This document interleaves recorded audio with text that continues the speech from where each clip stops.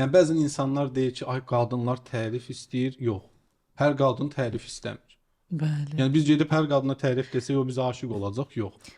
O da burada Murad bəy biz sizinlə keçir dövrəyə. Əslində burada reklam və marketinqin çox böyük rolu var. Bəli. Çünki mütəmadi olaraq televiziyalarda, göstəriş olunan yerlərdə həmişə göstərilir ki, qadına gül hədiyyə edirlər, ətir hədiyyə edirlər. Bəli. Yəni nəsə hədiyyə etmək, nəsə vermək, nəsə ötürmək. Marketinq bir növünü göstərir. Ya hədiyyə etməyi göstərir, ya ona xoş söz deməyi göstərir. Bəli. Amma bu deyil. 5 sevgi dili vardır. Bu sevgi dilinin biri sözdür. Bəzi insanlar var ki, onların sevgi dili xoş sözdür. Niyə?